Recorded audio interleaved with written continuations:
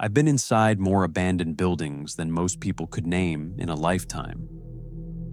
A shuttered textile mill outside Greenville, a half-collapsed drive-in theater in Indiana, a decommissioned Air Force radar station in Maine where the floor gave out under my boot and I still didn't think twice about finishing the walkthrough.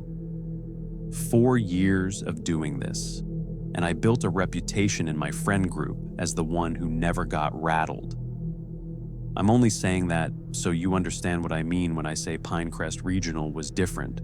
Pinecrest closed in 1987, a mid-sized hospital about 40 minutes outside the city that lost its funding and never reopened. Most of it had been gutted by scrappers and stripped for copper years ago. But the third floor, the old psychiatric wing, was supposedly sealed off after some liability issue in the 90s and left almost untouched. That detail was the whole reason we wanted to go. Untouched meant intact, and intact meant good photos. I found the location through a regional urbex forum, the way I find most of them. A guy who posted under the name Latchkey87 had a whole thread on Pinecrest with entry points, floor plans scanned from old county records, and a warning that felt more like marketing than caution.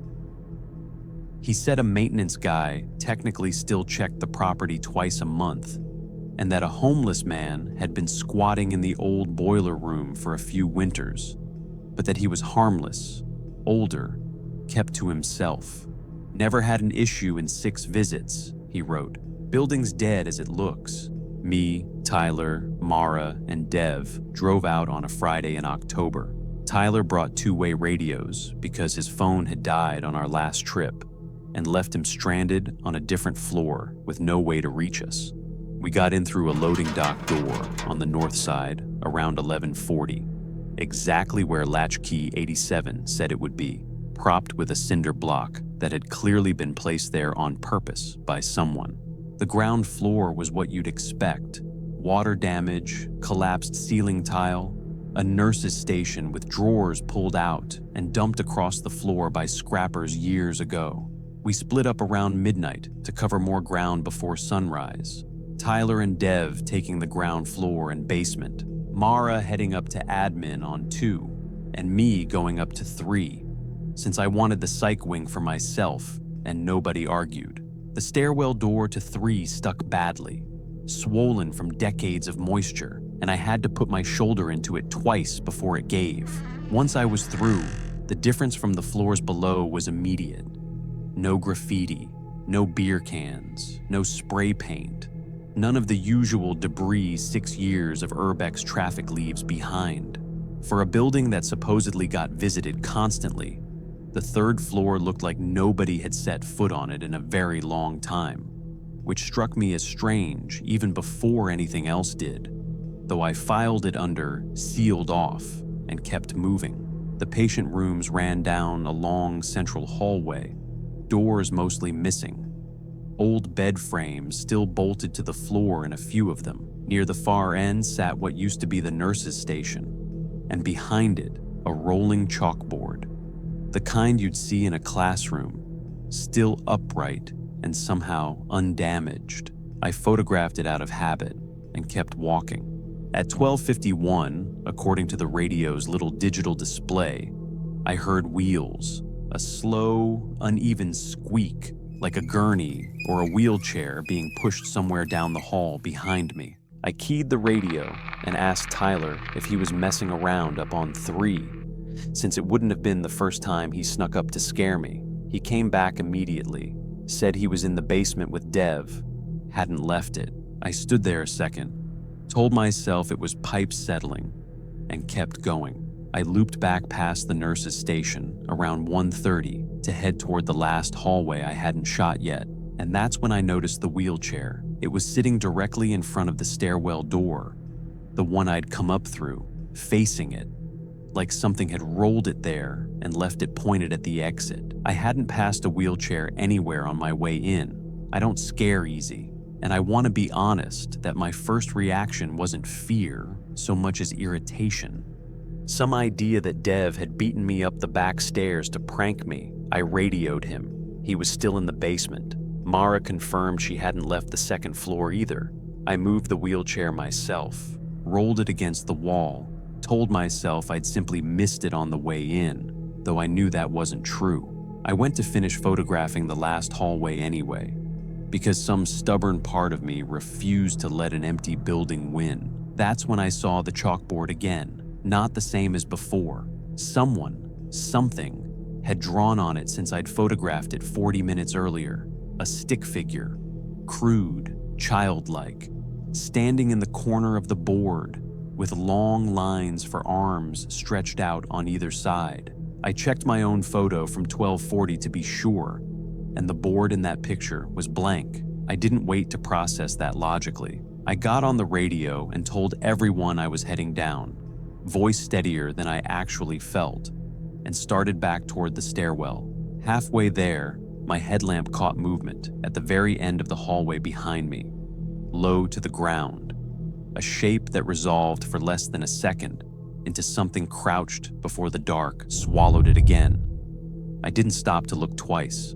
Mara met me on the stairs between 2 and 3, and before I could say anything, she told me she'd seen someone standing at a third-floor window from the courtyard below 20 minutes earlier, staring straight down at her, and had assumed it was me. It wasn't. I hadn't been anywhere near a window. We got everyone out through the loading dock by 2:20 and sat in Tyler's car in the gravel lot for almost 10 minutes before anyone spoke. Dev wanted to call the police, mostly out of concern that the man from the boiler room might be dangerous rather than harmless, like the forum post promised. The dispatcher took our report politely enough, and an officer met us at the lot 40 minutes later, walked the loading dock entrance with a flashlight, and told us the building got broken into constantly, that it was probably kids or the same squatter Latchkey 87 had mentioned, and that without a specific injury or theft, there wasn't much they could actually do besides note it in the file. I went home and didn't sleep. Around 6 that morning, still wired, I went through every photo from the night and stopped on one from the psych wing hallway, time-stamped 1:58. In the far background, past where my headlamp beam faded to nothing, there's a shape against the wall that I didn't consciously see when I took the picture. Tall and too still to be a shadow from any light source I was carrying. I posted the photo on the same forum a few days later, mostly hoping someone with more history on the building could tell me I was wrong. A woman who said she'd worked as an aide at Pinecrest in the early 80s replied within a day. She said the third floor housed long-term patients, and that one of them, a man in his 50s who'd been committed for decades, died in restraints in a room near the nurses' station after a night shift failed to check on him for almost 9 hours. She said staff used to joke, darkly, that he still did his rounds better dead than half the living staff did alive. I never went back to Pinecrest, and I deleted Latchkey 87's thread from my bookmarks the same week. I still do this hobby, still walk into places most people wouldn't, but I check every room twice now before I turn my back on it, and I've never been able to explain why that stick figure was drawn left-handed, the same hand I favor, on a board no one else could have reached before me.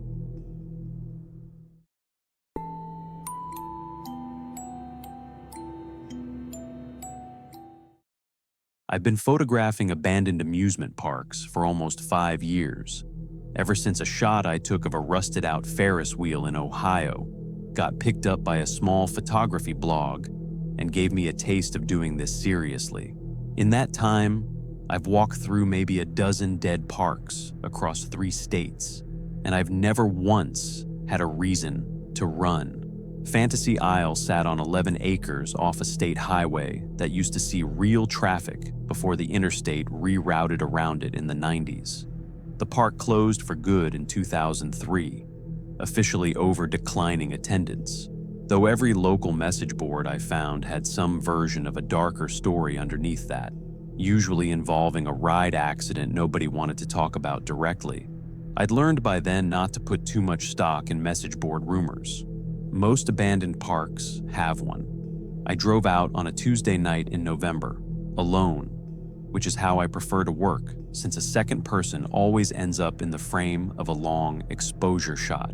I parked on the shoulder about a quarter-mile down the highway, out of sight of the main gate, and walked in through a gap in the chain-link fence that previous visitors had clearly been using for years, based on how worn the path through the weeds already was.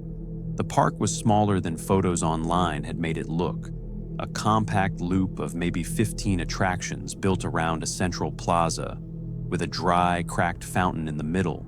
I started with the carousel, since carousels photograph well even in decay. Wide shot first, then details of individual horses, paint peeling in long strips off their flanks.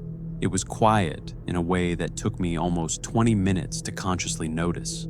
No insects, even though it was a mild enough night for them. No birds shifting in the dead trees overhanging the plaza. Nothing. I've worked enough of these locations to know that silence like that usually just means an overgrown lot with nothing left to draw wildlife in, and kept shooting. Around 11:30, setting up a long exposure of the Ferris wheel against the tree line, I heard metal groan behind me. A slow creak, like a gondola shifting on its hinge. I turned, and one of the cars was swinging, gently, 3 or 4 feet in either direction, the way a gondola moves when someone climbs into the one next to it. There was no wind that night. I'd checked the forecast before driving out, specifically because wind ruins long exposure shots, and the app had promised calm air until morning. I told myself metal settles at night the same way old houses do. Temperature drops, joints contract, and a loose gondola swings a little on its own. It's a perfectly reasonable explanation, and I want to be honest that I believed it, mostly because the alternative wasn't something I was interested in believing at 11:30 at night, alone in an empty park. I moved on to the log flume, then the bumper car pavilion, working my way around the loop methodically the way I always do. And it was almost midnight when I circled back past the carousel again. The horses had moved, not the platform rotating, the horses themselves, several of them now facing outward toward the plaza instead of the center pole they'd all been facing when I photographed them less than an hour earlier. I checked my own time-stamped shots to be sure, and the file from 11:06 showed every horse facing inward, exactly the way a carousel is built to face. That was the first moment the night stopped feeling explainable, and I want to say clearly that I don't scare easily doing this job, but I stood there a solid minute, just looking at those horses, before I made myself keep moving. I decided to test it instead of just spooking myself further, which is honestly the only reason I do this job well. I chalked a small mark on the base of one horse, a simple line where it met the platform, figuring if it moved again, I'd at least have proof it wasn't just my memory being unreliable after a long night. I photographed the mark, noted the time, 12:04, and went to shoot the fun house entrance on the other side of the plaza. I was maybe 8 minutes into that when I heard, from somewhere behind me, in a voice pitched low and almost conversational, someone say my name. Not shouted, not urgent, just said, the way you'd get someone's attention across a quiet room. There was nobody else in that park as far as I knew. No other car on the shoulder when I'd parked. No other explorer's gear anywhere I'd seen. I turned my headlamp toward the sound and caught, for maybe half a second, a shape near the funhouse entrance, low and hunched, gone the instant the light actually landed on it. I'm not going to pretend I handled that calmly. I moved back toward the carousel at something close to a jog, telling myself I just wanted to check my chalk mark and then leave. Though really, I think I just wanted to be moving toward my exit route instead of standing still. The chalk mark was gone, wiped clean off the horse's base. No smear, no trace, just bare rusted metal where a line had been 4 minutes earlier. That's when I stopped taking pictures and started walking straight for the fence gap I'd come in through. Halfway across the plaza, I nearly ran into someone, an actual living person, a man in his 60s with his own camera bag, who looked about as startled to see me as I was to see him. He said he came out to Fantasy Isle every few months, had for years, mostly for the same reason I did, and before I could even explain what had happened, he asked if I'd seen the carousel horses turn around, said he'd caught it happening once himself, years back, and had never been able to explain it to anyone who'd believe him. We walked out together, and neither of us said much until we were both standing by our cars on the shoulder. I found an old newspaper archive a few days later that finally explained why Fantasy Isle actually closed, something the message boards had only half gotten right. A ride operator, a young man in his 20s, had died in 1998 after getting pinned in the carousel's gear mechanism during a routine inspection, and park management quietly settled with his family rather than let the story get any real attention before shutting the whole property down 5 years later under the cover story of falling attendance. I never found his name in anything I could access, and I never went back to Fantasy Isle to look for it either.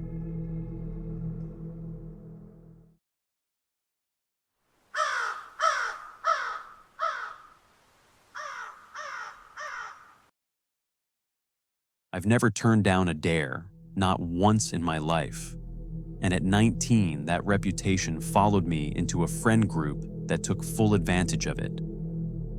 So when Danny brought up the Ashworth place at a bonfire that September, everyone immediately looked at me, and I said yes before he'd even finished describing it. The Ashworth house sat on 8 acres outside town, a 2-story colonial set way back from the road, visible only as a roof lines through bare trees in winter. The story everyone told was that the family had lost the property in some kind of estate dispute after the last owner, an elderly man, passed away with no clear will, and the house had sat in legal limbo for almost 6 years while lawyers argued over who actually owned it. Nobody wanted to spend money maintaining a property that might not even be theirs, so it just sat there, technically owned by nobody and everybody at once. Half the town had a story about going inside at some point. Danny's cousin, a guy from my shop class, even my own uncle, who'd gone in on a dare decades earlier and always described it the same way whenever it came up. Dusty, boring, structurally solid, and completely empty except for some furniture nobody bothered hauling out during the dispute. Safest abandoned house in the county, he used to say. Nothing in there but mice. 4 of us went in on a Saturday night in October. Me, Danny, his girlfriend Sam, and a guy named Ricky, who I barely knew, but who'd shown up to the bonfire and gotten roped in along with the rest of us.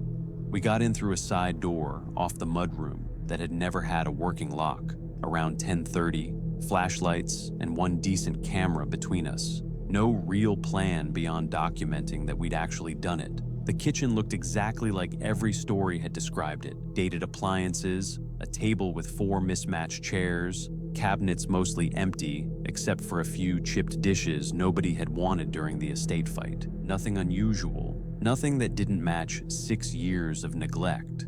I noticed the smell before anything else did, though. Something faintly like wood smoke that didn't belong in a house with a cold, disconnected furnace. We split up to cover more ground, which in hindsight was the same mistake every story like this eventually leads with. Sam and Danny took the ground floor. Ricky wanted to check the basement alone because he thought it would make a better photo, and I went upstairs by myself since nobody else particularly wanted to. The upstairs hallway ran past 4 bedrooms, doors open, furniture shapes still visible under old sheets in most of them. The last room at the end, though, had no sheet over anything. A mattress sat directly on the floor instead of a bed frame, a sleeping bag unzipped on top of it, and beside that, A small camping lantern, the battery kind, switched off but clearly used recently based on how clean it looked compared to everything else coated in 6 years of dust.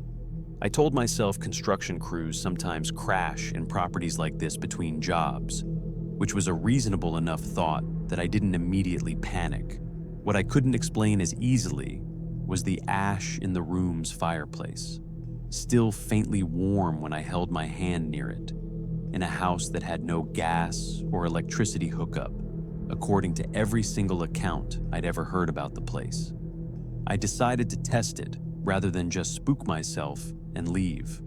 I set my phone down on the dresser, propped against a picture frame, recording video of the room, and went to find the others, figuring I'd come back for it before we left and have actual proof one way or the other. Downstairs, Sam was the one who found it first, a sound she described as someone breathing, slow and deliberate, coming from inside the front hall closet, close enough that she'd backed away from it without opening the door. Danny hadn't heard it, standing right next to her the whole time, which none of us could explain either. Ricky came up from the basement pale and quiet, said he'd found a mattress down there too, along with several days' worth of empty canned food tins stacked neatly against the wall, and a child's drawing taped to the wall above it, crayon, crude, showing 4 stick figures standing in what looked like a kitchen. 4 figures.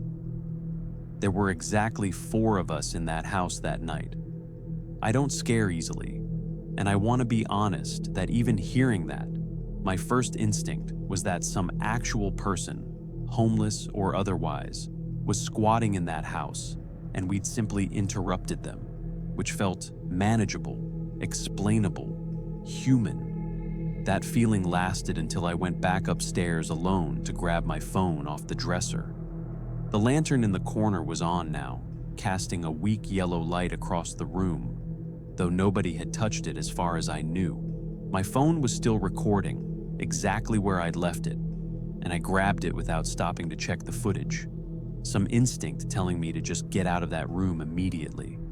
We regrouped in the kitchen and left together through the same side door, and it wasn't until we were standing in Danny's driveway an hour later that I worked up the nerve to actually watch the video back.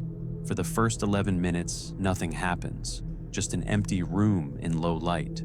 At 11 minutes and 40 seconds, the sleeping bag on the mattress shifts, subtly, like someone underneath it adjusting position, though nothing is visible on top of it at any point in the frame. I asked around town after that, more seriously than any of us had before going in, and an older woman who ran the general store told me something none of the usual bonfire versions ever mentioned. She said the elderly owner hadn't died alone the way everyone assumed, that he'd been caring for a grown daughter with significant developmental disabilities who'd lived with him her entire life, and that in the confusion after his death, extended family fighting over the estate had genuinely lost track of whether she'd ever actually been placed anywhere else. Nobody, she said, had ever confirmed for certain that she left the property at all. I never went back inside the Ashworth house, and as far as I know, nobody has resolved what happened to that woman, or who was breathing behind that closet door, or whose small, careful drawing of 4 stick figures was waiting for us in a basement none of us had told anyone we were going to that night.